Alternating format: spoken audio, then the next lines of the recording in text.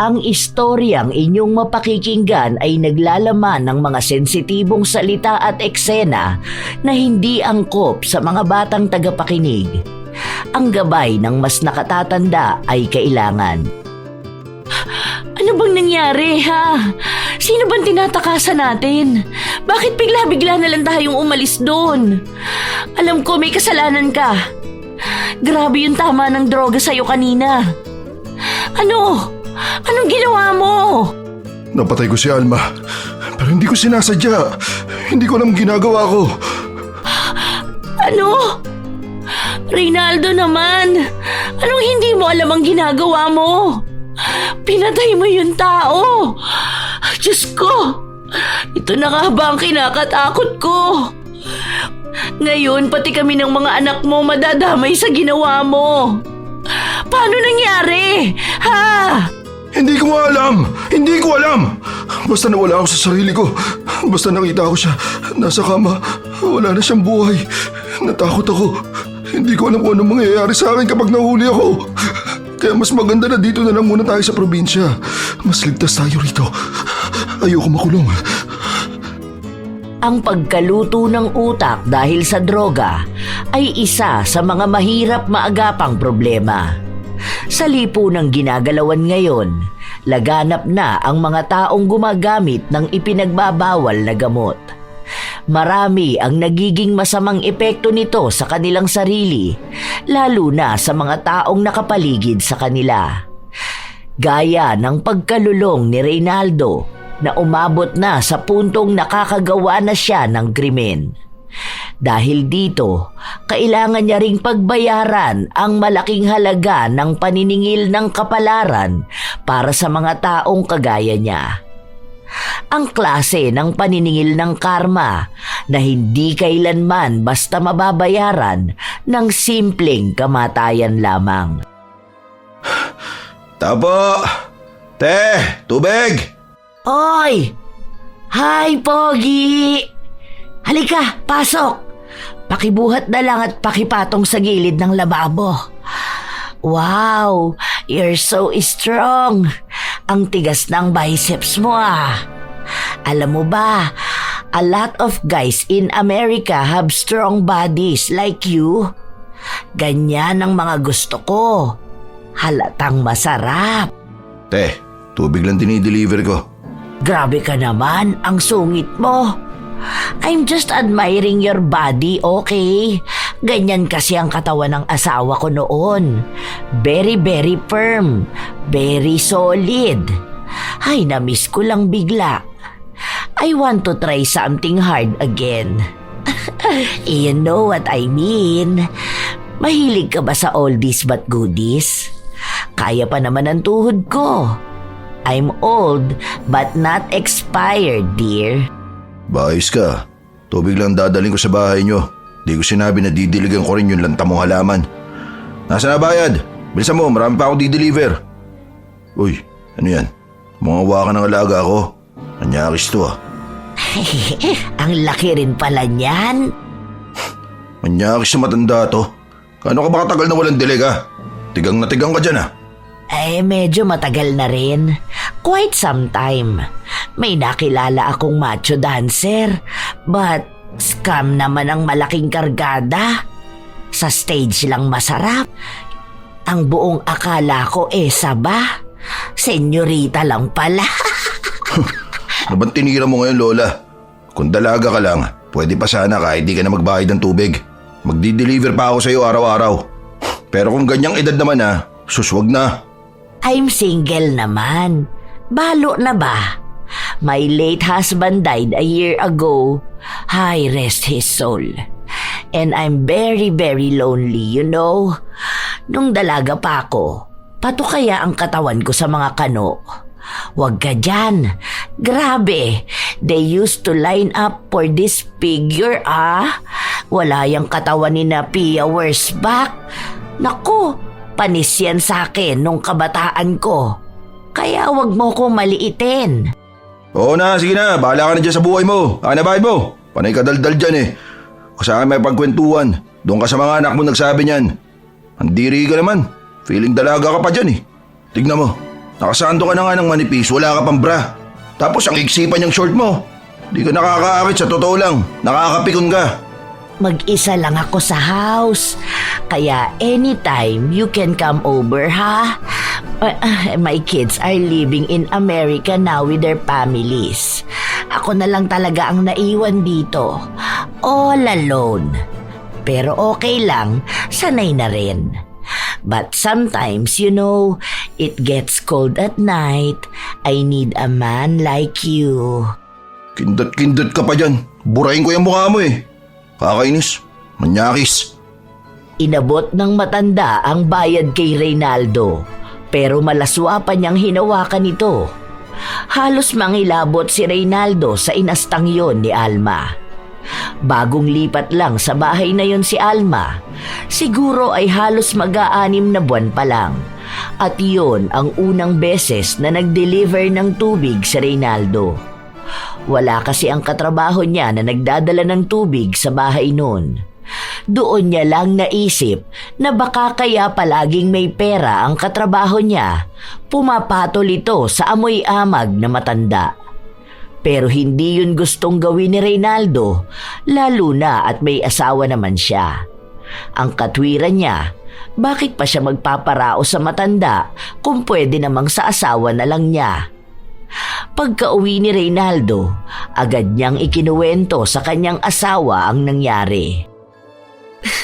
Nakakaloka naman yun si Lola. Nakikita ko nga yun minsan kapag lumalabas siya. Ang sexy nga palagi ng suot niya. Ibig sabihin, totoo nga ang sabi na dati siyang babae sa bar tapos asawa ng kano. Minsan ko na rin yung nakausap eh. Palaging pinagmamalaki yung mga anak niyang mayayaman sa abroad. Tapos kung paano siya mahalin ng kano niya, pati na rin yung pera na nakukuha niya monthly. Ewan ko, kaya pala medyo inis yung mga kapitbahay niya sa kanya. Kaya pala tigang na tigang eh. Sanay sa ganung trabaho nung araw. Ewan ko ba, basta nandidiri ako sa kanya. Hindi ko alam kanina kung matatawa ako, maiinis eh. Sarguin ko sana sa mukha ng manahimik. Kakapikon, panahihipo pa sa akin. Kung dalaga yon tapos ganun sa akin, papatulang ko talaga yon. Ayan. Kapag babaeng mas bata talaga, ang bilis mo, ha?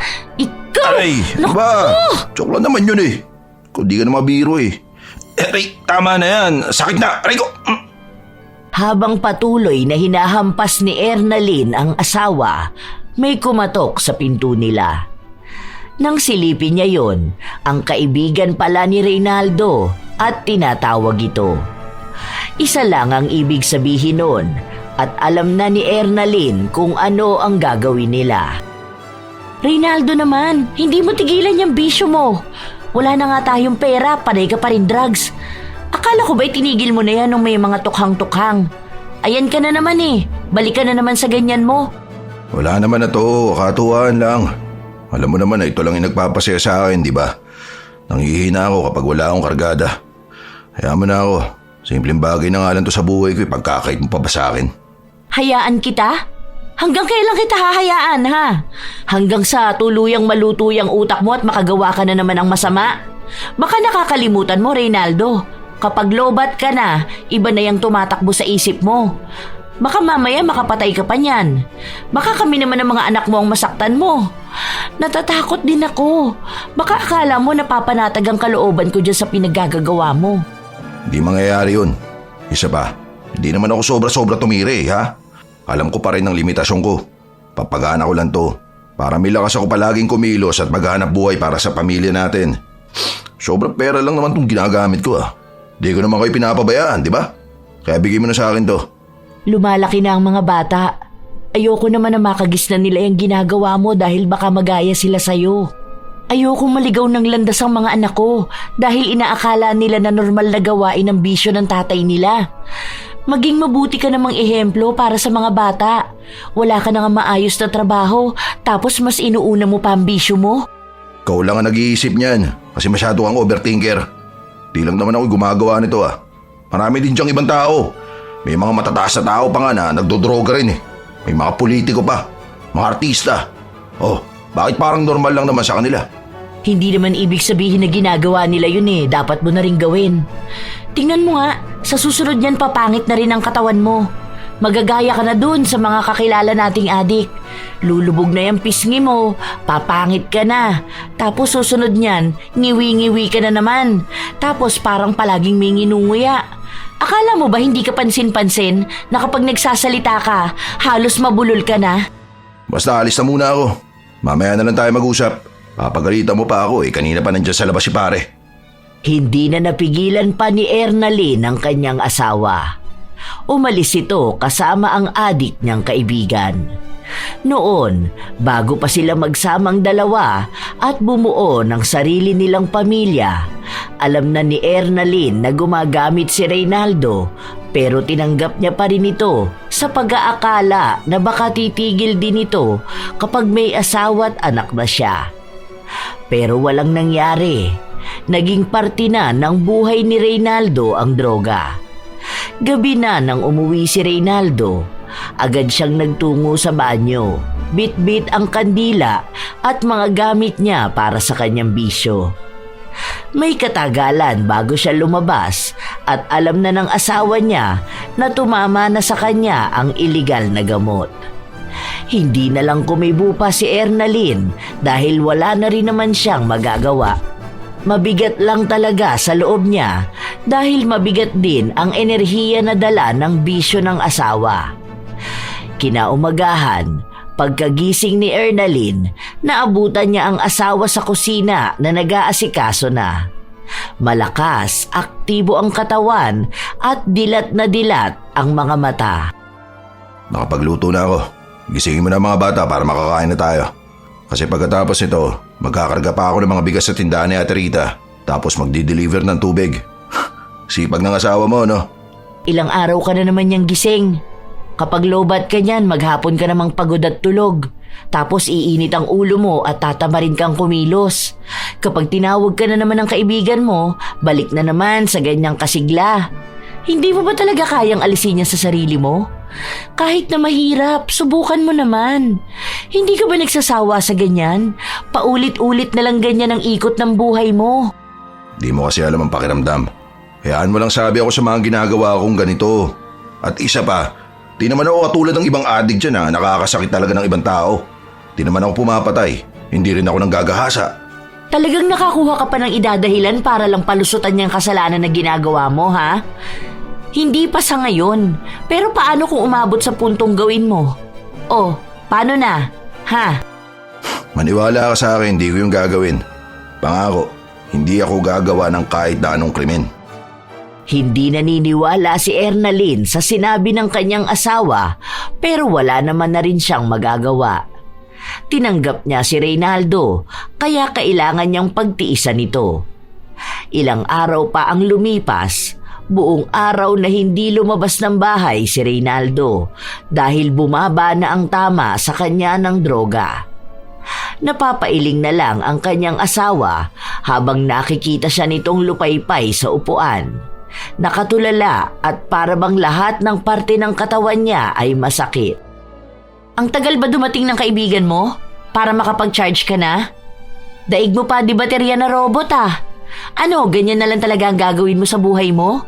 Ulit-ulit lang? Bata ka pa, Reynaldo. May oras ka pa para magbago. Isipin mo kami. Hindi yung panay kaisip kailan ka makakasinghot. Tumahimik ka nga dyan. Ingay-ingay na nga ng paligid, dumadagdag ka pa. Ganyan! Sige, magdabog ka dyan. Gusto mo, basagin mo na lang din lahat ng mga gamit natin sa bahay eh. Ganyan ka naman kapag lowbat ka, di ba? Hindi na gumagana yung utak mo. Paano? Unti-unti mo na talagang niluluto sa droga. Kung alam ko lang na hindi ka na talaga magbabago, sana nung isa pa lang ang anak natin, umalis na talaga ako eh. Kung sana nananahimik ka na lang. Hindi yung mga may maling gawa ako, pinupuna mo. Na hindi mo nakikita ang mga sakripisyo ko para sa pamilya na to. Mga pagtatrabaho ko para mabigyan kayo ng magandang buhay. Magandang buhay? Tingin mo ba may magandang buhay kang maibibigay sa amin, ha? Kung kahati namin ang bisyo mo? Asawa mo ako, kaya may karapatan akong pakialaman ng mga ginagawa mo. Lalo na kung malaki ang magiging epekto nito sa pamilya natin. Puwisit na buhay ito. Di ako binigyan ng katahimikan at kasiyahan. Binibigyan kita ng kapayapaan. Ikaw ang hindi nagbibigay nun sa utak mo. Alam mong ganyan ang epekto sa'yo ng droga, pero sige ka pa rin kapag inaaya ka ng mga tropa mo na yan. Hindi ka titigil niyan hanggat hindi ka nakakapatay dahil sa droga. Buwisit! Buwisit tayong lahat dito! Yan! Mas mabuti pa lumayas ka na kaysa ipakita mo sa mga anak mo na wala kang kwentang ama. Diyan ka sa mga barkada mong adik. Magsama-sama kayong mga animal kayo. Huwag ka nang uuwi dito sa bahay. Galit na galit talaga si Ernalyn, lalo pat nakikita ng mga anak niya ang inaasta ng kanilang ama. May isip na ang mga bata, kaya maaaring matatak na rin sa kanila ang gawaing yon ni Reynaldo. Yun ang ayaw na mangyari ni Ernalyn dahil dalawa lang ang posibleng mangyari.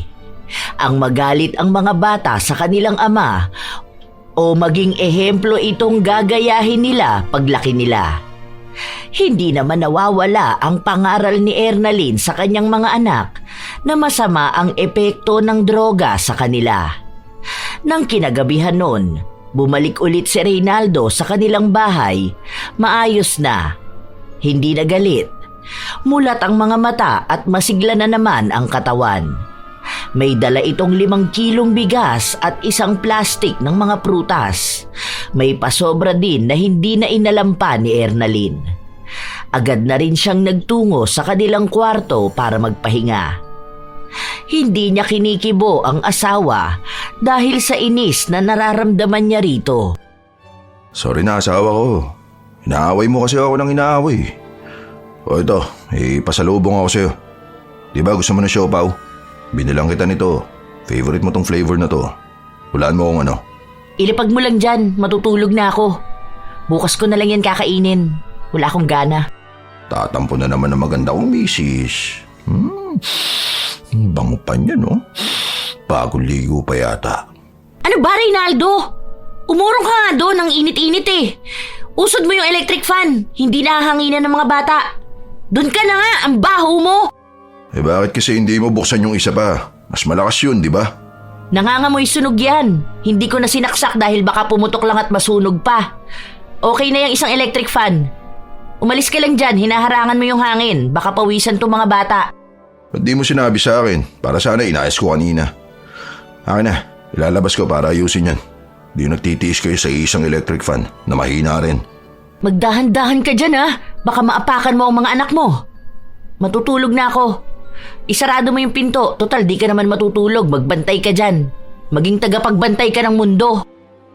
Agad na kinumpuni ni Reynaldo ang sira nilang bentilador.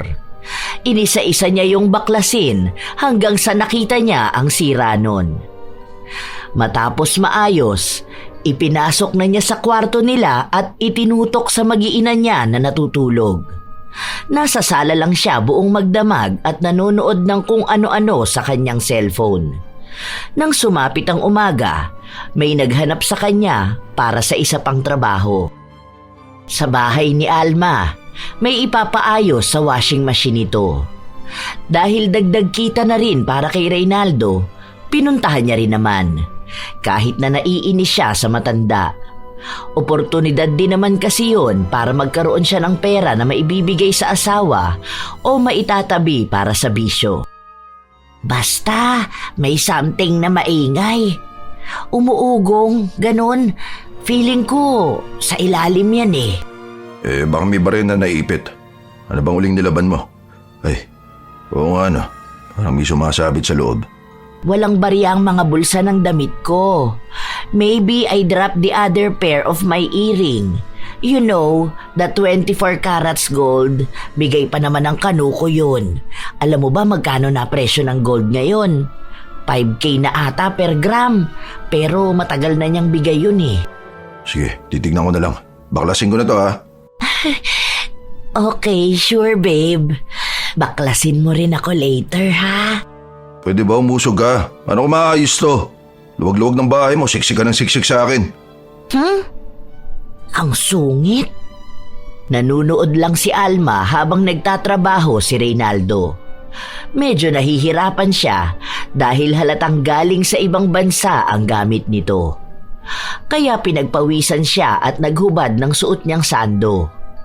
Manyak naman sa kanya ang matanda Halos maglaway ito sa naninigas niyang katawan at nangingintab sa pawis. Hindi naman talaga maikakaila na maganda ang katawan ni Reynaldo. Batak siya sa mabibigat na gawain, kaya kahit na hindi na siya magpunta sa gym, hulmado na ang tikasin niyang katawan. May katagalan ang inabot ng pagbabaklas niya at hindi niya pa rin nakikita kung ano ba ang mali. Pero alam niya na may nakabara. Pilit niyang sinusuri dahil hindi rin siya pamilyar sa washing machine ni Alma.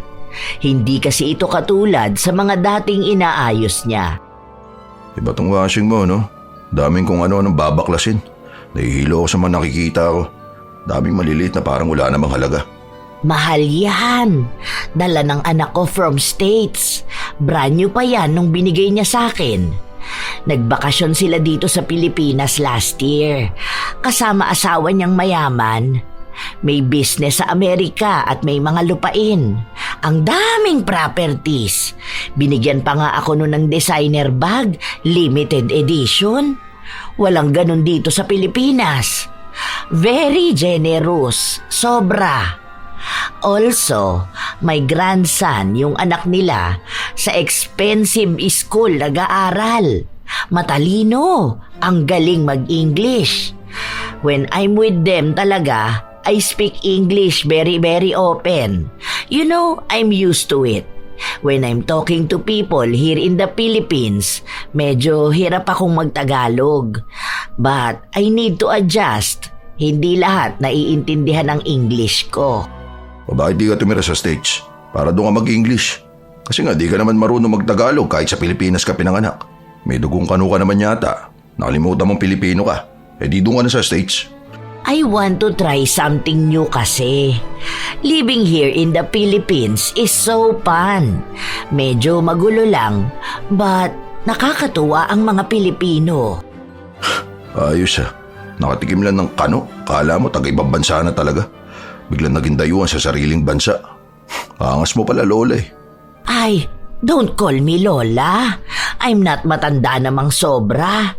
You can call me babe na lang. Ewan ko sa'yo. Basta may ginagawa ako rito.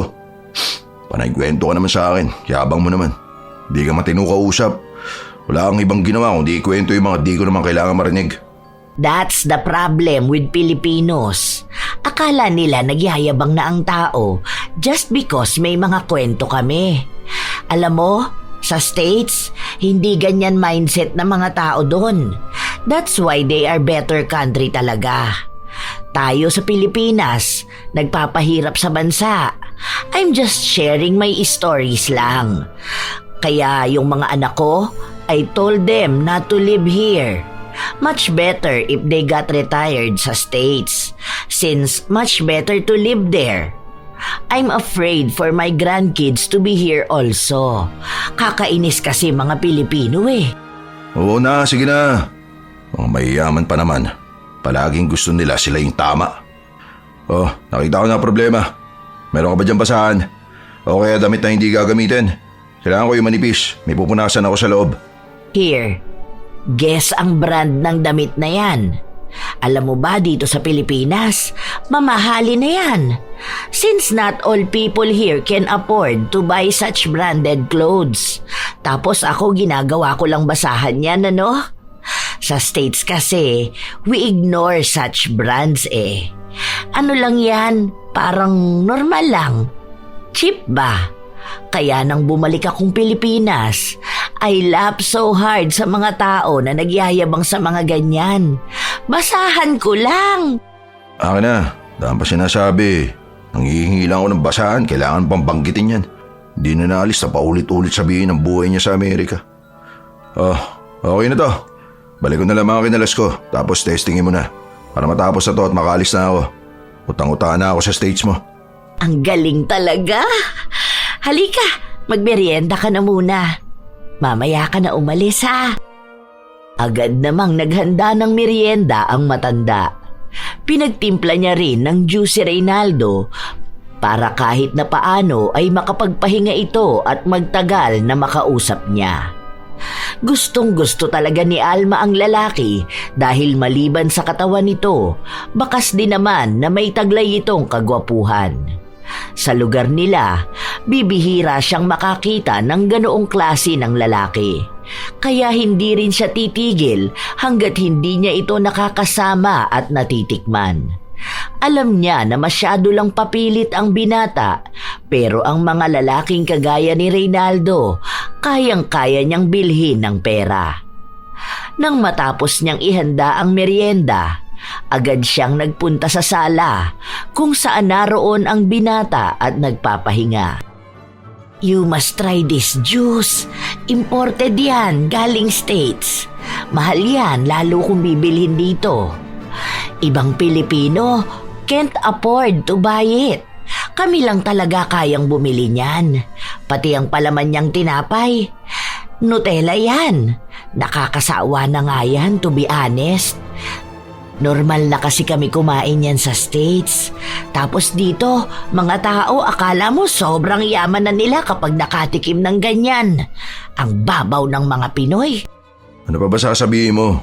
Baka pati yung inuupuan ko mahal to, galing States. Tapos tong baso, o tong plato, mahal to ano? Kasi galing tong States. Tapos pasalubong sa'yo ng anak mo. O ano pa? Yung hangin dito sa bahay mo, imported din ba to? Galing din sa Amerika? Kasi yung hangin ng mga Pilipino, cheap. I like funny guys talaga. Oh wait, punasan ko na pawis mo. You smell good pa rin, even your body is full of sweat, ha? May asawa ka na ba? Gusto mo pa ng sugar, mami? Sugar mommy? Ano? Patawa talaga to. Ganyan ba talaga kapag galing States? Di ko akalain na may mag-aalok sa akin ng ganyan. Nakakatawa pala talaga. Bakit mo naman biglang naisipan na alukin ako? Bakit? Sarap na sarap ka ba sa akin? Maybe. I'm just trying to offer you something. Bibigyan kita ng pera. Ano ba gusto mo? Alahas? I have a lot of gold. Iba doon bigay ng husband ko. Kaya mahal na kapag ibinenta ngayon. Sige na. You can have my money to buy anything you want. Hindi ka na magtatrabaho ng mabigat. Just think that I am your boss. Mahinahong hinahawakan ng matanda ang binti ni Reynaldo. Noong una, gusto niyang tumanggi pero nasisilaw siya sa perang alok sa kanya ni Alma. Ang iniisip niya, ang kanyang pamilya at ang kanyang bisyo. Alam niya na hindi na siya mabibitin kapag marami na siyang pera. Pwede na siyang bumili ng kahit na magkanong droga. Mas mahal, mas maganda. Nang araw na yon, pumayag si Reynaldo na may mangyari sa kanila ni Alma. Kahit na may pandidiri sa kanya, ibinigay niya pa rin ang hilig nito. Sa sofa lang silang dalawa hanggang sa natapos sila. Hindi maikakaila na magaling si Alma kahit na matanda na siya. Halatang sanay na sanay siya sa ganitong gawain. So, nasiyahan ka naman ba? Grabe, that's so big. Mabuti na lang nakapustiso ako, walang sabit. Solid. Kahit amoy efficacent oil buong katawan mo, galing mong gumalaw. Laman siya na rin kahit paano. Asan pera ko? How much ulit ang kailangan mo? Sabi mo, bibigyan mo ako ng gold. Pahingi ako yung pwede kong ibigay sa asawa ko. Gusto ko yung maganda ha, yung mamahalin. Okay na yung pera na yan. Ako na, baka kunin mo pa ulit eh. Talihan mo na, uwi na ako. Si Reynaldo ang pumili ng alahas na kukunin niya. Isinama siya sa loob ng kwarto ni Alma at nakita niya kung gaano karaming alahas meron ang matanda. May kung anong pumasok sa utak ni Reynaldo. Iniisip niya na kung makukuha niya ang mga alahas na yon, magkakaroon sila ng maraming pera. Kailangan niya munang makuha ng tuluyan ang loob ni Alma. Umuwi si Reynaldo, dala ang alahas, pera at ibang pagkain na bigay sa kanya ni Alma. Sa ganun lang kadaling diskarte, nagkaroon siya ng ibibigay sa pamilya niya. O yan, masarap yan ha. Sa inyo lahat yan. O, huwag kayong magagawaan, marami pa yan dito. Magpakabusog lang kayo. Tsaka may juice din dyan. Saan naman galing yan, ha? Anong pinagagawa mo? Huwag mo sabihing nagnakaw ka at nagbenta ka ng gamit. Presyong adik. Tapos yan ang ipapakain mo sa mga anak natin, ha? Baka sumakitan siya ng mga yan. Itong asawa ko, masyadong tamang hinala sa akin. Hindi ko yan ninakaw. Pinaghirapan ko yan. Binigay sa akin yan dahil magaling ako magkumpuni ng gamit niya. Ito nga may bibigay ako sa'yo. Tunay na gold yan ha. Ganda na. Bagay na bagay sa'yo. Lalo kang gaganda. Halika, suot ko na sa'yo. Ayoko niyan. Ibalik mo kung kanino mo yan ninakaw. Mamaya makita yan dito sa bahay. Nakakahiya na pagbintangan pa ako magnanakaw din. Isauli mo yan kung kanino man yan. Utang na loob sobra ka na sa pagiging adik mo. Nagiging malikot pa ang kamay mo. Talagang sinagad mo na yung kasalanan mo. Hindi ko nga ito ninakaw. Bigay din to sa akin. Ang sabi pa nga niya, ibigay ko to sa asawa ko. Malamang tatanggapin ko to. Dahil alam ko na gusto mo to. Tunay na gintuto, mahal. Para hindi ka nagagamit nung nabibili na tig-100. Tapos kapag nabasa ng pawis, nangingitim na. Basta ayoko niyan. Alam kong walang magbibigay ng ganyan dahil lang nagpaayos ng washing machine. Ibalik mo yan, Reynaldo. Sinasabi ko talaga sa'yo. Kapag may nagpunta rito at nagreklamo ng pagnanakaw mo, ipapadakip talaga kita. Baka sakaling sa kulungan ka magbago. Hayop ka! Hindi ko nga ninakaw. Kulit mo naman eh. O sige, tatabi ko na lang to kung ayaw mo. Bumili ka ng ulam natin bukas. Mag-grocery ka na rin. Alis na muna ako. Hinihintay ako ni paring Alex eh. Bayad ka na rin ng kuryente natin ha. Okay na muna yan sa ngayon. Pero lagi naman kitang bibigyan ng pera. Ano ba talaga, Reynaldo? Saan to galing? Malaking halaga to Ano pang klaseng iligal na gawain ang ginagawa mo, ha? Ang kulit, wala nga sinabi. Kita ko yan sa trabaho ko. Ano? Hindi ka ba masaya na may pera akong binibigay sa'yo? Kapag wala akong binibigay, nakagalit ka. Pupunayin mo yung bisyo ko.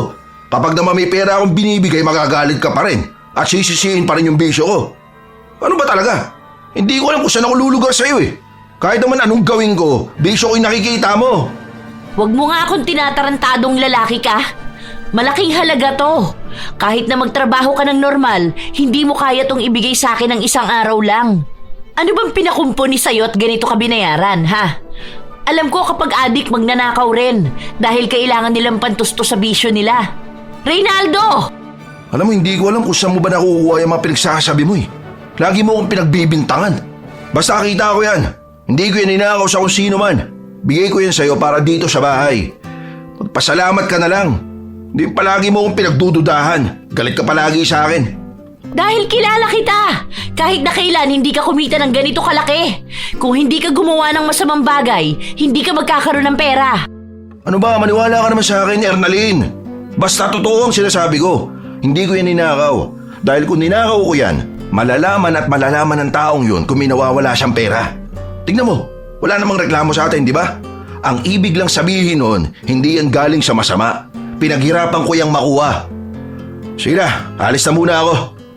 Hindi naniniwala si Ernalyn sa kanyang asawa. Puno siya ng pagdududa pero wala ngang naghanap ng nawawalang pera o ng bintang na nagnakaw si Reynaldo sa isa sa mga bahay na pinasok niya. Dahil na rin sa benepisyong nakukuha ni Reynaldo sa matanda, naulit ng naulit ang pagtatalik nilang dalawa ni Alma. Habang kapalit naman nun ay ang pasimple niyang pagnanakaw sa mga alahas nito. Wala na sa kanya ang pandidiri, lalo pat may nangyayari sa kanila sa tuwing may tama siya ng droga. Mas maganda ang kalidad na nakukuha niyang droga dahil kaya na niyang makabili ng mamahalin. Dahil doon, mas lalo siyang nalulong at hindi na kinakaya pang kontrolin ang sarili para makawala sa bisyong lumalamon sa kanya. Isang araw, matapos may mangyari sa kanila ni Alma, sumama ang katawan ng matanda pero may kailangan siyang gawin kaya si Reynaldo na lang ang inutusan nito. Tandaan mo ang pin ng ATM ko ha. Maglabas ka ng 8K tapos dumaan ka sa Meralco. Bayaran mo yung bill ng kuryente ko at Hindi ako makatayo. Sinusumpong ako ng rayuma ko. Okay, kukunin ko na rin yung ibibigay mong pera sa akin ha. Pagaling ka dyan. Tandaan mo na kasi, gusto mo pang magbabaliktad sa kama. Akala mo teenager ka. Agad na ring umalis si Reynaldo. Sobra ang inilabas niyang pera. Itinago niya yon dahil gagamitin niya sa pagbili ng droga. Madalas niya rin kasing nililibre ang mga kaibigan niya, kaya mas lalong dumami ang nakakakilala sa kanya. Nang maibalik niya kay Alma ang ATM nito, hindi niya sinabi kung magkano ba talaga ang pera na kinuha niya. Hindi na rin naman nagtanong pa ang matanda. Sa paglipas pa ng mga araw, mas lalong lumalala ang pagkalulong ni Reynaldo. Nauubos niya kaagad ng isang araw lang ang perang binibigay sa kanya ni Alma. Kahit ang pera dapat para sa pamilya niya, nagagastos niya. Nawala na ang pangako niya sa kanyang asawa dahil mas naging masarap sa panlasa niya ang bisyo. Hinahanap-hanap na niya ito palagi. Dahil nawawala na siya ng kontrol, hindi na rin niya naibibigay ang pangangailangan ng kanyang pamilya. Yun din ang dahilan kaya palagi silang nag-aaway ng kanyang asawa. Ano, lango ka na naman sa droga? Hindi ka na nagpapahinga. Mabubuhay ka pa ba dyan sa ginagawa mo? Ibang klase ka rin talaga. Baka nakakalimutan mo na may pamilya kang binubuhay. Mas pinagkakagastusan mo pa ang mga barkada mo ah. Ano, para sabay-sabay kayong lumipad? Bakit? Lakas ko nga ako. Tignan mo, ganda pa rin ang katawan ko. Kakabuhat pa rin ako. May energy. Ano ba pinagsasabi mo dyan? Pati mga kaibigan ko, dinadamay mo pa. Maayos? Maayos ka pa sa lagay na yan?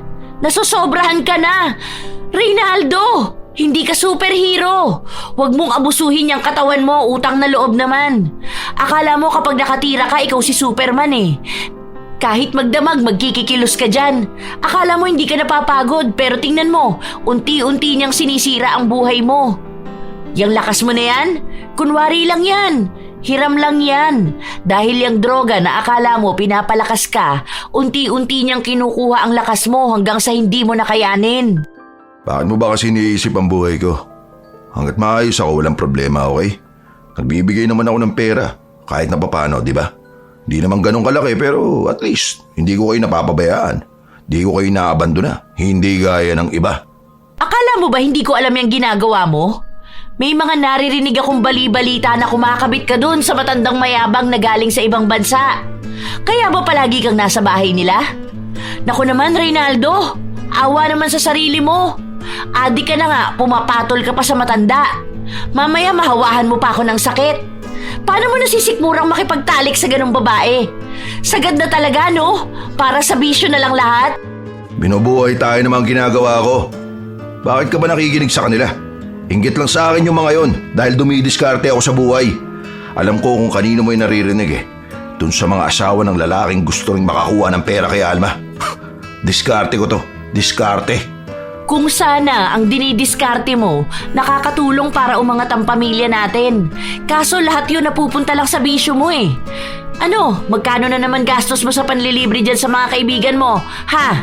Kung may malaking pera kang nakukuha doon sa matanda mo, malaking pera din ang inilalabas mo sa bisyo mo. Hindi ka paangat, Reynaldo. Palubog ka ng palubog. Kagaya niyang pesimong lubog na rin.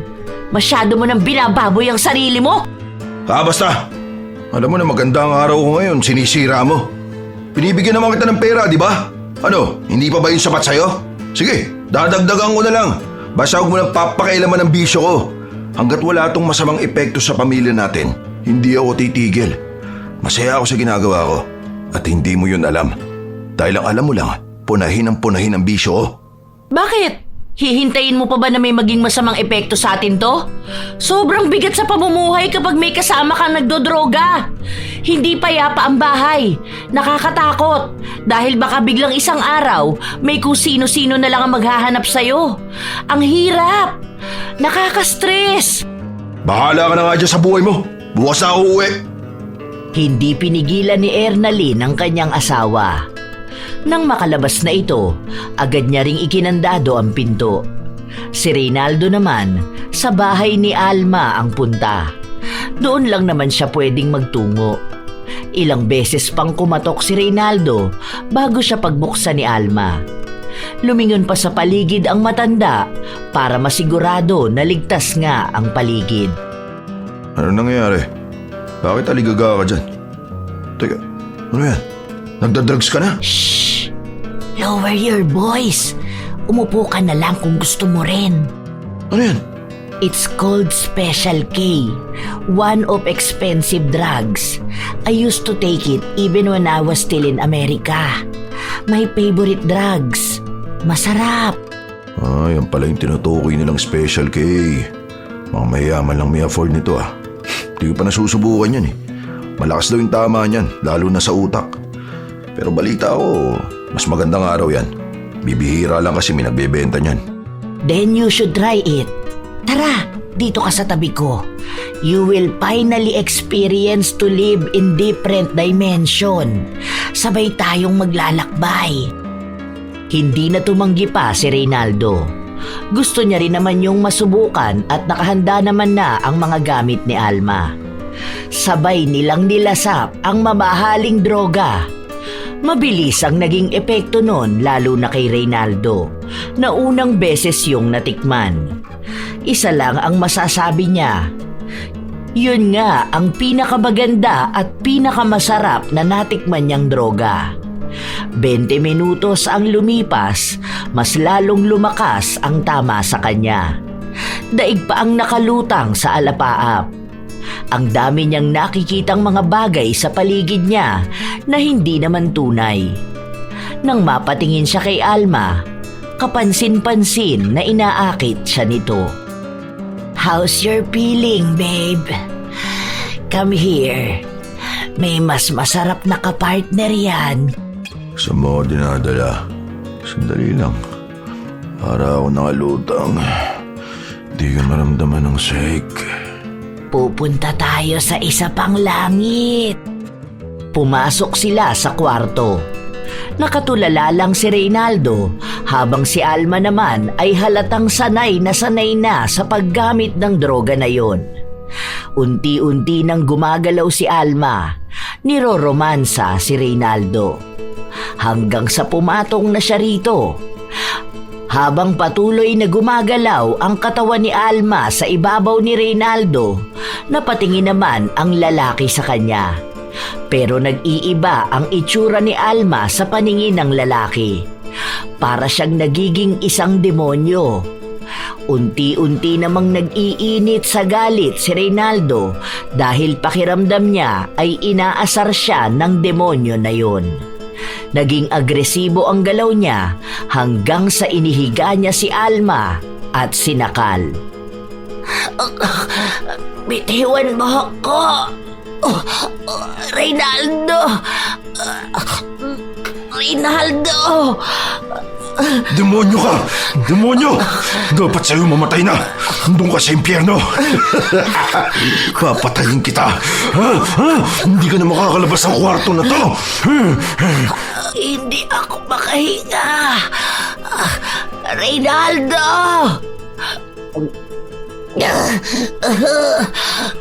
Tulong! Help me! Help! Reynaldo, bitawan mo ko! Help! Wala kang matatawag na kahit sinong demonyong lalapit sa'yo ngayon dahil papatayin kita! Papatayin kita! Hindi ka na makakasigaw! Hindi ka na makakahingi ng tulong! Mas naging madilim pa ang paningin ni Reynaldo. Hinigpitan niya ang pagkakasakal kay Alma. Habang pilit na nagpupumiglas ang matanda, mas lalo naman siyang hindi binibitawan ng lalaki. Kahit na ilang beses niya itong tawagin sa pangalan niya, walang ibang naririnig si Reynaldo kundi ang pagtawa ng demonyo. Kahit na paghihirap ang makikita sa itsura ni Alma, sa paningin ni Reynaldo, isa siyang diablo na tumatawa at inaasar siya. Kuhang-kuha naman ang piko ng lalaki. hanggang sa tuluyan niyang nalagutan ng hininga si Alma. Pero kahit napatay na ito, hindi pa rin siya binibitawan ni Reynaldo. Mataas pa rin ang tama ng droga sa kanyang utak, kaya nagiging balisa siya sa paligid. Ilang sandali pa, binitiwan ni Reynaldo ang walang buhay na matanda. Napasiksik siya sa gilid ng kama dahil pakiramdam niya ay umiikot ang paligid niya. Ang dami niyang naririnig na boses. May iba't ibang mukha siyang nakikita. Nalilito sa mga nangyayari. Wala na siyang maalala dahil hindi na niya alam kung ano ang realidad. Ganon kalala ang naging epekto sa kanya ng droga. Inabot yun ng ilang oras bago siya tila nahimasmasan. Hindi pa siya tuluyang nakakabalik sa tamang pag-iisip, pero nakikita na niya ng maayos ang paligid. Nang tumayo siya, nakita niya si Alma. Hubad na nakahiga, walang buhay. Alma, gumising ka. Ano gagawin ko? Hindi pwedeng malaman na ako nakapatay sa'yo. Hindi ito pwede. Ayoko makulong. Ayoko. Anong gagawin ko? Umiisip ng paraan si Reynaldo kung paano niya matatakasan ang ginawa niyang krimen. Kapag nahuli siya sa loob ng bahay ni Alma, ang daming kaso na mapupunta sa kanya. Lalo na at may ebidensya pa ng droga. Kaya ang ginawa niya, dinala niya ang walang buhay na katawan ni Alma sa banyo. Pinuno niya ang bathtub at inilunod niya ito roon. Para kunwari, namatay sa pagkakalunod ang matanda. Bago umalis si Reynaldo, nilinis niya ang mga gamit nila. Nagawa niya ring nakawin ng mga alahas, gadget at iba pang gamit na maibebenta niya. Saka siya nagmamadaling umuwi sa kanila. Erdalyn!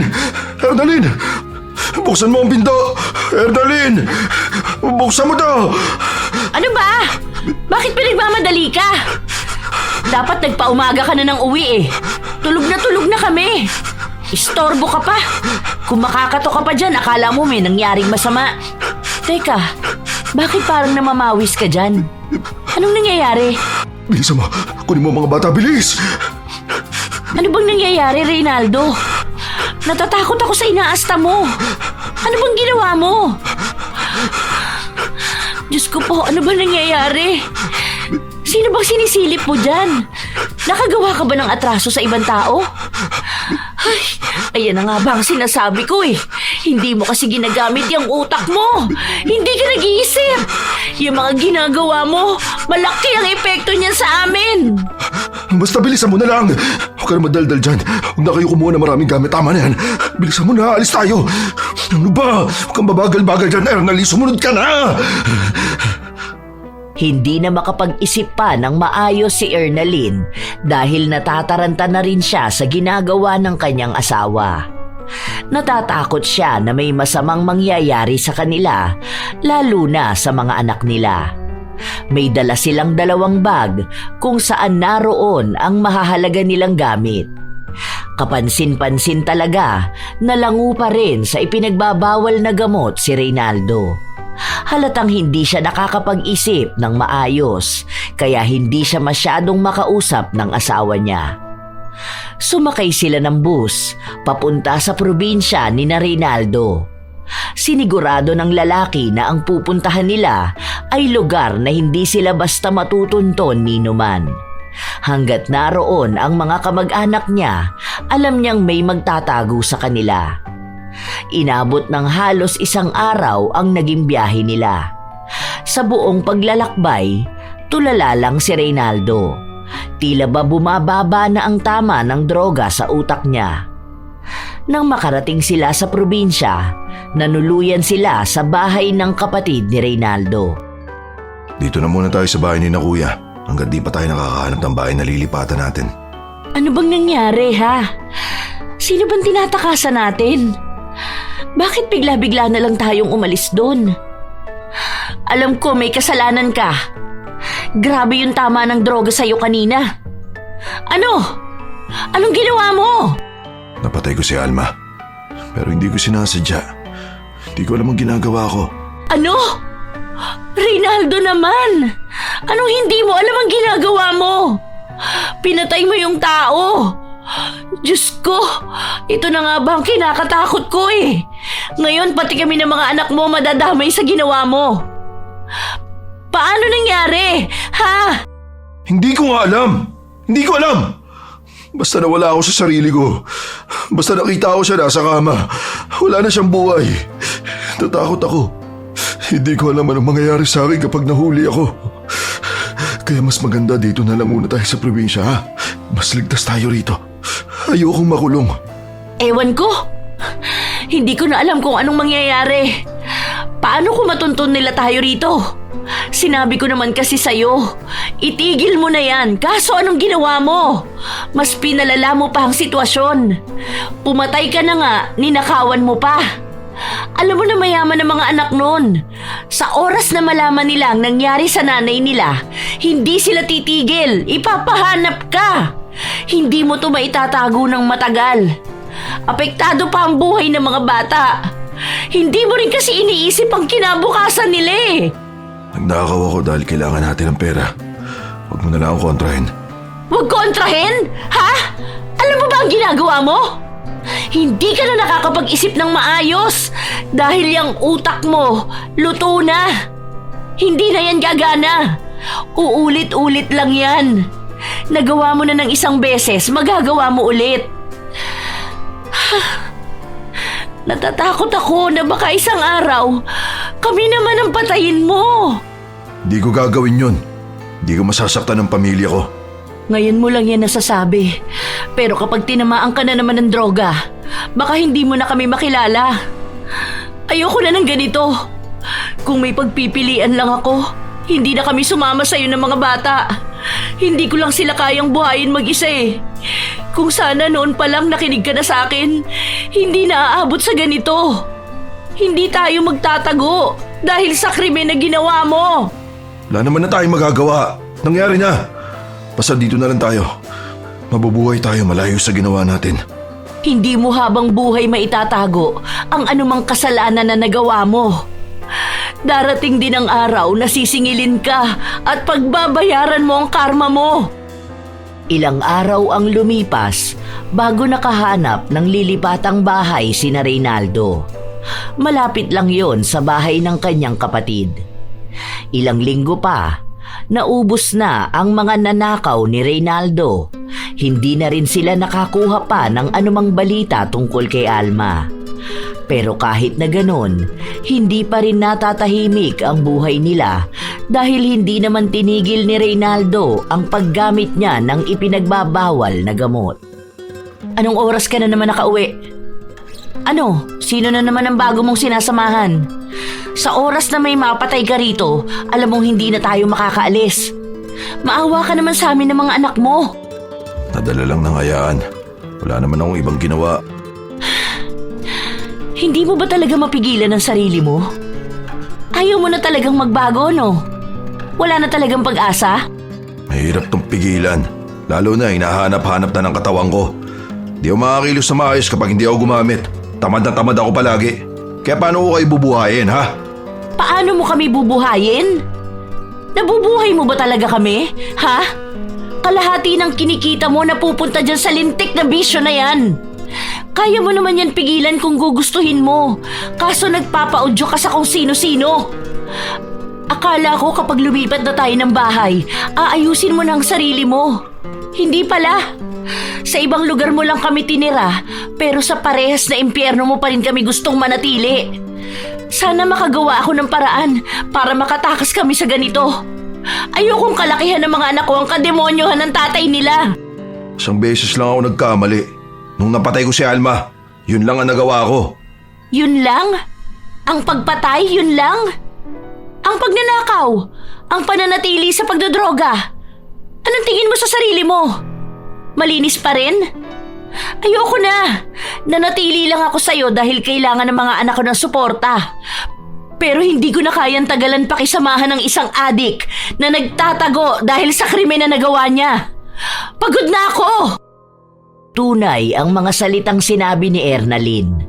Pakiramdam niya ay hindi na siya makaalis pa sa impyerno na buhay niya kasama si Reynaldo. Gusto niyang humanap ng maayos na trabaho para sakaling makaipon siya at mailayo ang mga anak niya. Hindi naman siya aasa pa na magbabago pa si Reynaldo. Buhay na niya ang droga at silang pamilya ay pangalawa lang sa bisyo na yun. Ilang buwan ang lumipas, walang pagbabago kay Reynaldo. Pinapabayaan na lang ni Ernalyn ang asawa dahil mag-aaway lang sila kapag pinilit niya itong patigilin. Isang gabi, habang mahimbing ang tulog nila, nakarinig ng malalakas na pagkatok si Ernalyn. Agad niyang binuksan ang pinto. Nakita niya ang isang maskuladong lalaki na puno ng tato ang buong katawan. Nakakatakot. May mga kasama itong tikasin din ang katawan. Ang lalaki na ito ay sikat sa lugar nila sa tawag na Boy Bungo. May kailangan kayo? Andiyan ba ang asawa mo? Wala eh. Hindi ko alam kung uuwi siya mamayang umaga. Bakit? Sabihin mo sa asawa mo, isang beses lang ako nagbabanta. Matapos nito, malalaman niya kung siyang impyerno siya dadalhin ng pantatarantado niya sa akin. Ha? Bakit? Anong ginawa ni Reynaldo? Siya ang tanungin mo. Basta ipaabot mo sa kanya sinabi ko. Kilala niya naman siguro ako. Alam niya ang kaya kong gawin. Kaya huwag akong lokohin niya. Di ako sumasanto na kahit na sino. Matapos itong sabihin ni Boy Bungo, agad na rin siyang umalis kasama ang ibang kalalakihan. Nang matapos ang usapan na yun, hindi na muli pang nakatulog si Ernalyn. Nababalot na ng takot ang buong pagkatao niya. Hindi na siya makapag-isip ng maayos.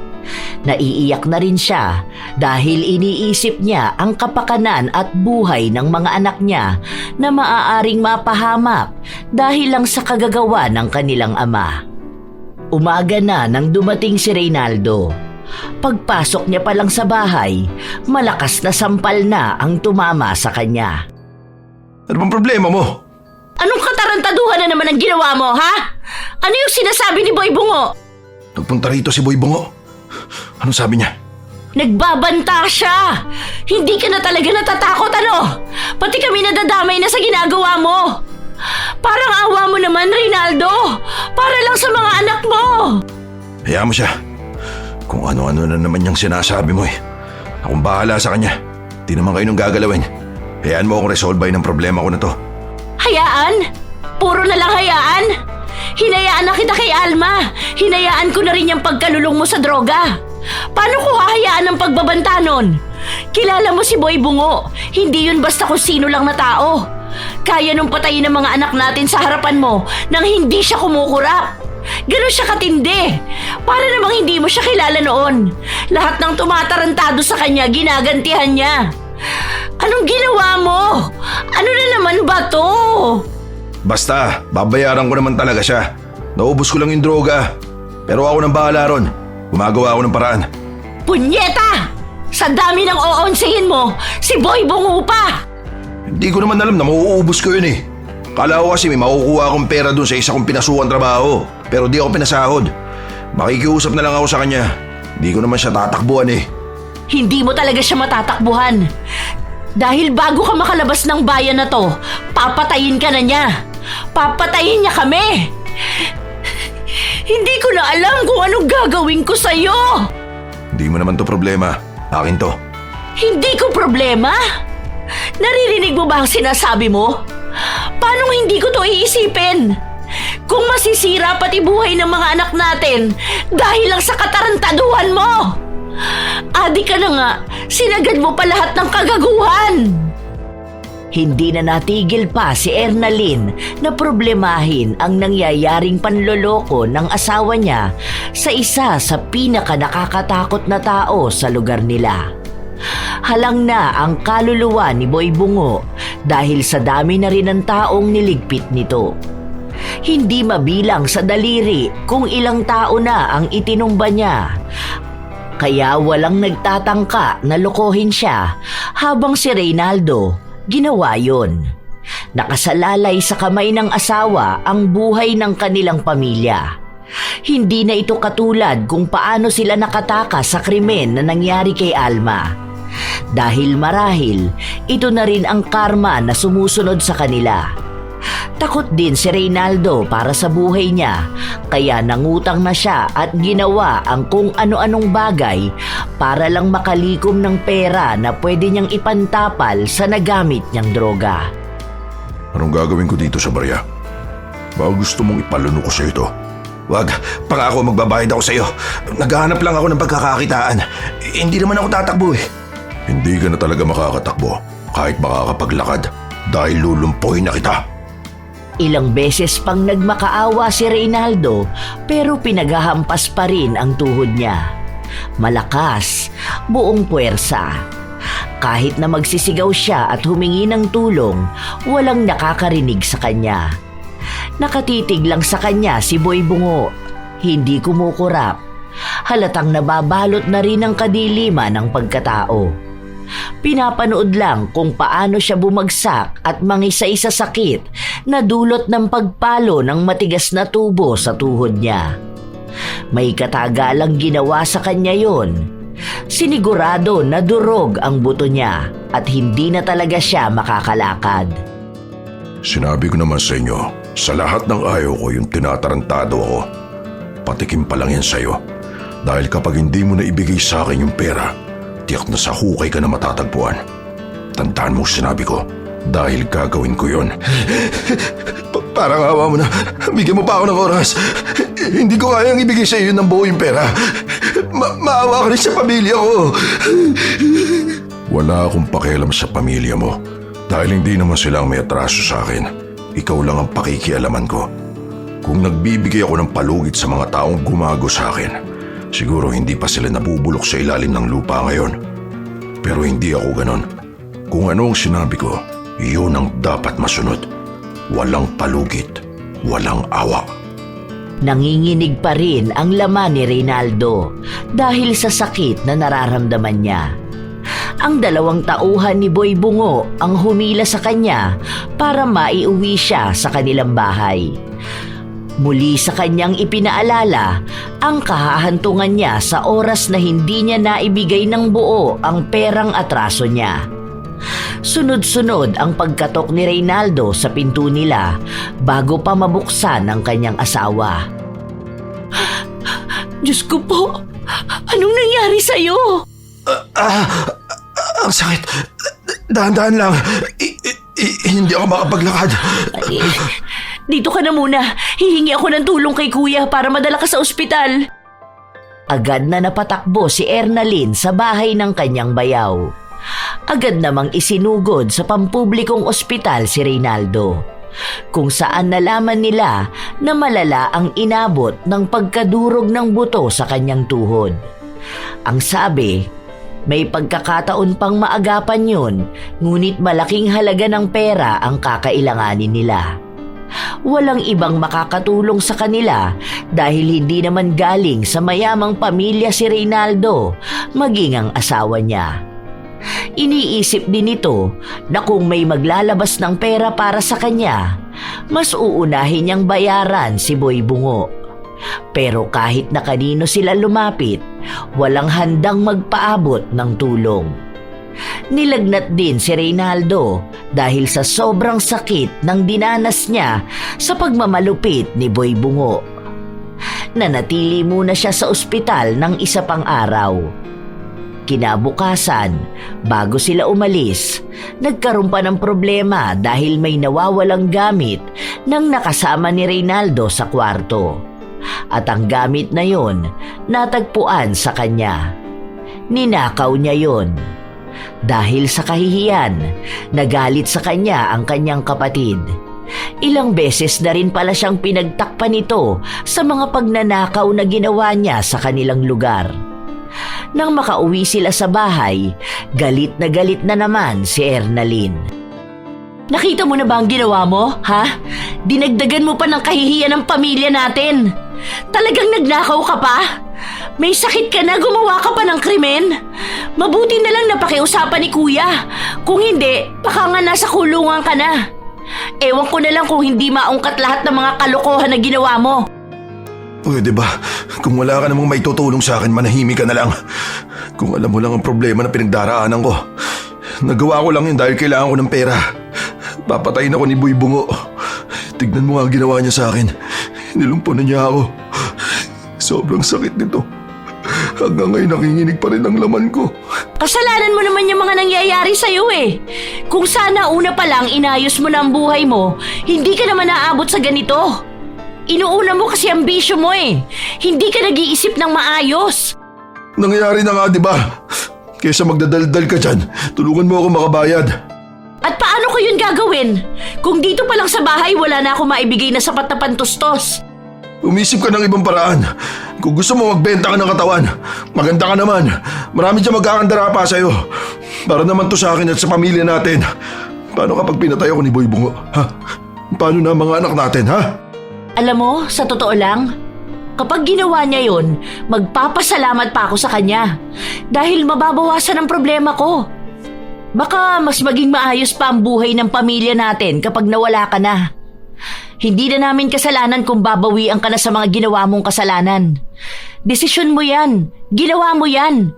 Kaya kung anumang kapalit ng mga mali mong nagawa, pagbayaran mo na lang. Ibig sabihin, hayaan mo na lang ako mamatay. Anong klaseng asawa ka? Ha? Hindi mo iniintindi ang sitwasyon ko. Anong klaseng asawa ka rin, ha? Sana una pa lang kami ang inintindi mo, di ba? Hindi yung wala kang ibang ginawa, kundi ang unahin ng bisyo mo. Dinala mo kami sa impyerno, Reynaldo. Hindi kami makalaya dahil ayaw mong lumaya sa kasalanan na yan. Lulong ka sa droga. Lutong-luto na yung utak mo. Takot ka palang mamatay eh. Sana hindi ka na nagbisyo ng nakamamatay, di ba? Ilang beses ba ako nagmakaawa sa'yo para tigilan mo yan? Ilang beses ba akong umiyak at nagbabaka sakali na pakinggan mo ko? Pero wala kang ginawa. Pinalala mo ng pinalala ang ginagawa mo. Dahil hindi ko kayang mabuhay na wala to. Dito ako nagiging masaya at malakas. Hindi yun totoong saya at hindi totoong lakas. Pinaparamdam lang sa'yo ng pansamantala hanggang sa malulung ka na para hindi ka na makaalis. Pero ang totoo niyan, unti-unting sinisira niyang bisyo mo ang tunay na saya. Ang tunay na kalakasan mo. Inuubos ka na niyang bisyo mo. Kung totoong masaya ka dyan, hindi ka sana problemado ngayon. Pansamantalang pagtakas sa realidad ang hatid sa'yo ng droga. Pati kaming pamilya mo nawala na sa'yo. Nawala ang lahat sa'yo, Reynaldo. At yung mga kaibigan mong kasama mo magbisyo. Kakampi ka lang nila kapag may hihit-hiting kayo. Pero kapag ganitong kailangan mo na sila, nawawala na sila, di ba? Kasama ka lang nila sa panandaliang saya, pero iiwan ka rin kapag hindi ka na mapapakinabangan. Sinira mo ang buhay mo. Wala kang ibang dapat sisihin kundi ang sarili mo. Inilabas na ni Ernalyn ang lahat ng sama ng loob na nararamdaman niya sa kanyang asawa. Dahil ubos na rin naman ang pag-asa niya na mapagtatanto ni Reynaldo na mali nga siya sa kanyang mga ginawa. Sa haba ng pagkakataon sa buhay niya para magbago, hindi siya kumilos. Dahil ang palagi lamang laman ng utak niya ay kung paano siya didiskarte para sa bisyo niya. Hindi pa rin nawawala ang lagnat ni Reynaldo. Nakahiwalay siya ng higaan dahil bawal mabangga ang kanyang tuhod dahil sumasakit yon ng sobra. Habang inaapoy siya ng lagnat, kung ano-ano na rin ang nakikita niya sa paligid. Ang dami niyang naririnig na boses at isa na roon ang kay Alma. Tinatawag siya nito. Nakikita niya rin ang mukha ng matanda kung paano niya ito huling naabutan sa kama. Ang postura kung paano niya ito pinatay. May mga nakaraan pang kasalanan niyang nagbabalik sa utak niya. Para na siyang nababaliw. Ang nararanasan niyang ito ay dulot na rin ng droga. Ganoon ang nangyayari sa kanya kapag matagal na araw na siyang hindi nakakatikim ng bisyo. Yun na ang kanyang parusa. Binabagabag na siya at binabalikan ng mga kasalanang tinatakasan niya noon. Ilang araw na ganoon ang nangyayari sa kanya. Minsan ay tulala siya, minsan naman ay sumisigaw siya. Gusto niyang magwala, gusto niyang magalit, pero wala siyang magawa. Hindi niya maintindihan kung ano ba ang nararamdaman niya. Kumain ka na muna. Aalis ako, iiwan ko yung mga bata kay kuya. Nakiusap na rin ako sa kanya na baka pwedeng tingnan-tingnan ka niya rito. May nahanap akong trabaho sa laundry shop. Kailangan kong kumayod para sa mga anak natin. Iiwan mo na ako. Huwag mo akong iiwan sa kanila. Lahat sila nakatingin sa akin. Si Alma bumubulong siya. Naririnig ko ang nakakatakot yung tawa. Hay, ewan ko sa'yo, Reynaldo. Walang ibang tao rito. Patay na si Alma. Yang nakikita mo, yang naririnig mo, konsensya mo yan. Tama na sa'yo ng droga yan. Baliw ka na talaga. Kawawa ka lang. Ayoko sumama sa kanya. Sabi niya dadali niya ako sa impyerno. Huwag mo ko ibibigay sa kanya. Hindi. Ayoko. Natatakot ako sa impyerno. Bahala ka nga sa buhay mo. Late na ako sa trabaho. Kumain ka dyan kung kakain ka. Hindi na rin naman kita maaalagaan. Kapag nakahanap na ako ng mas magandang trabaho, aalis na kami ng mga bata. Hindi ako bibit-bit ng problema. Gusto ko ng bagong buhay kasama sila. Walang adik, walang baliw. Huwag ka alis. Huwag mo akong iiwan kay Alma. Ayun siya. Hindi niya ako tinatantanan. Bahala ka! Wala akong pake kung di kanya tantanan. Sumama ka na sa kanya sa impyerno! Agad na umalis si Ernalyn. Ilang araw pa ang lumipas, mas naging malala ang kabaliwan ni Reynaldo. Paulit-ulit niyang isinisigaw ang pangalan ni Alma. Minsan umiiyak siya, minsan naman ay tumatawa. Dahil ayaw ni Ernalyn na makaapekto yon sa mga anak niya, nakiusap siya sa bayaw na makikitira muna sila sa bahay nila at kapag may nahanap siyang murang paupahan, saka sila lilipat. Hindi na pwedeng makisama si Reynaldo sa mga bata dahil natatakot na ang mga ito sa kanya. Kapag may oras si Ernalyn, pinupuntahan niya ang asawa. Pero madalas na nag-aalaga kay Reynaldo ay ang isa pa niyang kapatid. Pero hindi rin siya natitiis ng mga ito. Hanggang sa nakahanap ng magandang trabaho si Ernalyn sa syudad, kung saan libre na rin ang tutuluyan niya. May kamag-anak siya sa syudad, kaya doon naman siya humingi ng tulong para pwede niyang pag-iwanan ng mga anak. Mahirap para kay Ernalyn na itaguyod ang dalawa niyang anak, pero kailangan niya yung gawin. Kung hindi, pare-pareha silang dadalhin ni Reynaldo sa pagkabagsak. Ito na ang huling araw na magkakasama tayo. Aalis na ako. Kailangan kong buhayin ang mga anak natin at hindi ko yun magagawa kung nandito lang ako palagi, dito sa tabi mo. Sorry, pero oras na para kami naman ang makalaya. Alam mo kung gaano ko nang hihinayang sa pagsasama nating dalawa. Pero ganun talaga eh. Hindi na kita matiis. Mahirap pa rin to para sa akin. Ang bigat sa dibdib. Pero para sa mga bata, kakayanin ko to. Huwag mo akong iiwan dito. Tulungan mo naman ako. Hindi ko na alam kung anong nangyayari sa akin. Yung nangyayari sa'yo ang kabayaran mo sa mga kasalanan mo. Hindi na kita matutulungan dyan. Kaya si Alma ang palaging bumabagabag sa'yo dahil alam mo sa sarili mong siya ang isa sa nagawan mo ng mabigat na kasalanan. Wala na eh.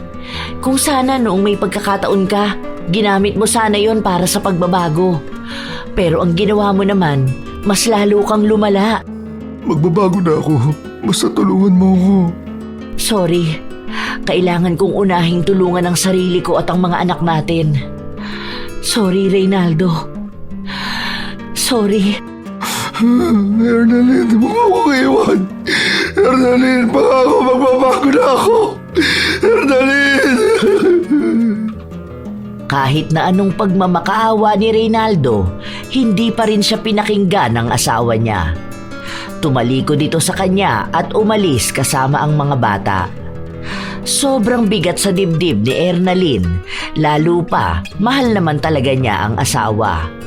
Naubos lang ang pagmamahal na yon kahihintay niya sa pagbabago ni Reynaldo. Ayaw na niyang aksayahin pa ang buhay niya sa taong wala ng pag-asa. Minsan nagiging matino kausap si Reynaldo, pero madalas ay nababaliw ito. Sa paglipas pa ng mga araw, mas lalong nawala sa sarili si Reynaldo. Ang dami niyang pagsisisi sa sarili, pero huli na ang lahat. Wala naman nang naniniwala sa kanya at maging sarili niya, hindi na niya pinagkakatiwalaan. Hanggang sa dumating ang araw ng singilan. Alam na ni Reynaldo ang kahahantungan ng buhay niya habang kaharap niya si Boy Bungo.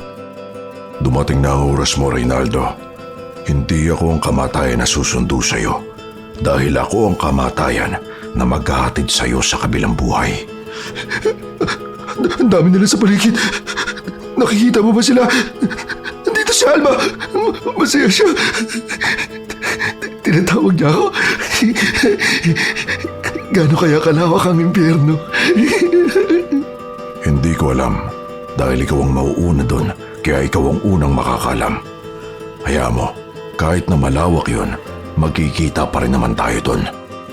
Itinutok ni Boy Bungo ang baril sa ulo ni Reynaldo. Sa pagkalabit niya ng gatilyo, tinanggap na rin ni Reynaldo ang katapusan ng buhay niya.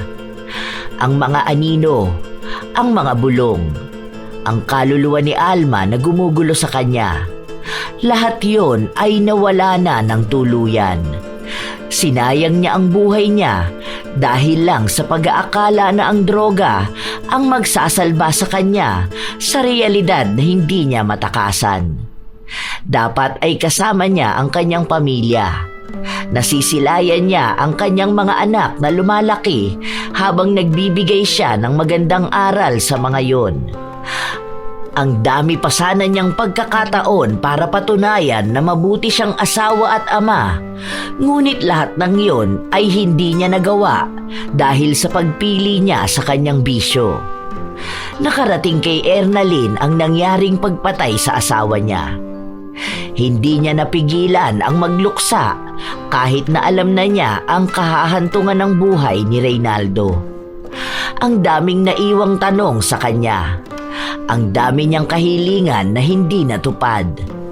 Nakakalungkot mang isipin, pero may mga taong pinipiling lunurin ang kanilang sarili sa sarap na panandalian na hatid ng droga.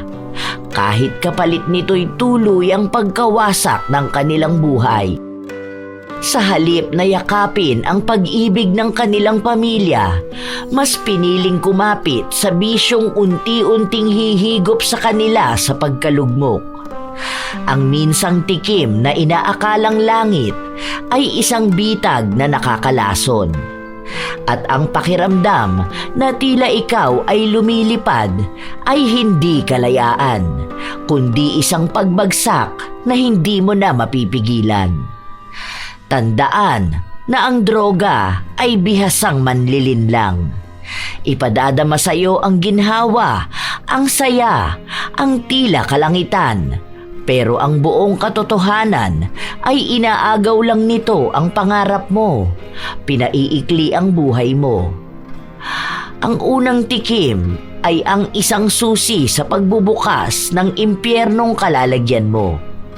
Huwag mong tatangkaing subukan ito dahil masisira lamang ang iyong buhay. At sa taong gumagamit pa rin ito, hindi pa huli ang lahat. Ang tunay na matapang ay hindi ang taong kayang tiisin ang epekto ng droga, kundi ang taong matapang na huminto, lumaban at bumangon para sa sarili at sa mga taong minamahal. Kailanman ay hindi naging mabuti ang droga. Wala itong naisalbang buhay, walang naiayos na pamilya, walang naisakatuparang matinong pangarap. Kung nilalasap mo ang sarap sa umpisa, handa ka bang tanggapin ang kapalit nitong pait? Tandaan na hindi lang ikaw ang wawasakin ng droga, kundi maging ang mga taong nasa paligid mo, maging ang mga taong lubos na nagmamahal sa'yo. Ipagpatuloy ang buhay ng mas matiwasay at malinis, hindi ang buhay na sumira ng kinabukasang nabulag sa bisyo. Huwag mong hayaang kunin ng bisyo ang pagkakataon mong mabuhay ng buo, malaya at masaya. Shout out sa ilan sa mga masusugid na tagapakinig ng mga istorya ni Lola Telang. Charson Tamidles at sa Tamidles family, sa kanyang ninang na si Caroline Carpon at hipag na si Heidi Tamidles. Noemi Kiambao at sa kanyang minamahal na si Angelica Degano Talania. Florence Hervasio, Genevieve Suco, Anha Rose Ayeras, Maylin Cordoba at sa kanyang asawa na si Neil Cordoba at sa Cordoba family ng La Paz, Tarlac. Supladang Pasaway, Girly Satur at sa lahat ng mga taga-siling department ng Cosmo Malvar, Batangas. Lani Capile. Hi kina Noemi Garcia Pabunan, Maria Lee Nakagawa, Jenny Suzuki, Amy Bag, Pureza Tagiwalo, Gloria Taer, sa kanilang boss na si Boyet Escarda, Madam Rose, Janine, Jerry, Jera, Joven, Jimmy, Mike Bunding, Papa Opong Mamalol, AJ, Angie, Vincent, Tantan, Yael, Leonard, Ayorn, Weng, Windy, KJ at sa Team Manok. Shout out kina Matt Sarol, Sherlyn Joseco, Maria Lee Nakagawa, Marida Lightworker, Nathaline Canonio ng Pag-asa Bamban, Tarlac, Candida de Balucos, Pamela Agasang, Mary Jane Flores Rico, Will Maleses, Danica Dulnuan, Larcy Siriban, Carlita Nocerale, Michelle Esperon, Corazon Ingay, Team Gaminil Francisco, Maymay Hernandez at sa kanyang mga anak na si JJ at Blessy. Kumusta kayo, Elizabeth Dungka, Evelyn Abong Carbakil, Hana Maylin Sesgundo, Joy Batukan, Roslyn Mangilin, Azenar Noriv at sa Azenar Goodies, Maymay Paul, Jomer Suarez at sa mga kasama niyang makinig na sina Gigi Gulariza at Kuya Jojo, Ruth Ann Migano, 88 IC, Razon Yao, Angelina Ignacio, Madel Mergal, Joyce Roncal, Jennifer Makasinag, Lady Dam, Zane Axel Ranada, Ivy Rose Binyas, Jayco ng Bahrain, Rose Ann Rama, Mike James Tapak, Lydia Lopez, Mirna Alfaro, Larnie Azurin. Salamat sa pakikinig, Carmela Landayan, Beth Liza, Leonisa Cobo, AJ and Louie sa Clover Bay Tower, Ami Yong, Rachel Whitney, Chef M, kina Ate Auring, Ne, Faye, Ruth, Minda, Madam Leslie at Poging J ng Amira Boxes Handicrafts ng Laguna, Jessica Arquio, June Soriano at sa asawa niyang si Lani Soriano, Elizabeth Hardenil, Lita Alipio, Catherine Alipio at Angelo Alipio, Marisa Villanueva, AJ Chua ng Zambales, Ibrahim Mardoquio, Roxanne Gaudicos, Althea Cabanig, Angeline Galo, Joan Arcos at sa kanyang pamilya na sina Arniel, Jonel at John Reed Arcos, Ilocana Vlog ng Qatar, Lurian Vitalicio, Marites Tanilong, Asodisen Serila, Raquel Hasegawa, I Love Traveled, Karen Salud, Gladys de los Santos, Roberto Crimen, Loresil Abelarde, Catalea Soto, Deans Rodriguez, Ate Aya, Beauty and Your Best, kina Tita Seling, Tita Grace, Mama Juliet, Nanay Feli, Jamin at sa asawa niyang si Berto, pati na rin sa kanyang anak na si Arjan.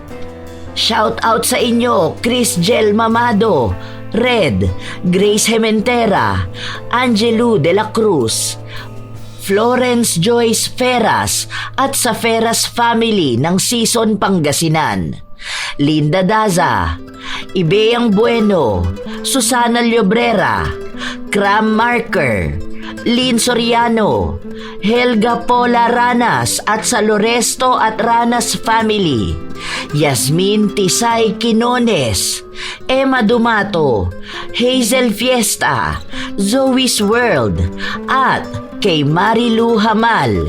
Ito ang inyong Lola Telang at maraming salamat sa lagi inyong pakikinig mga apo.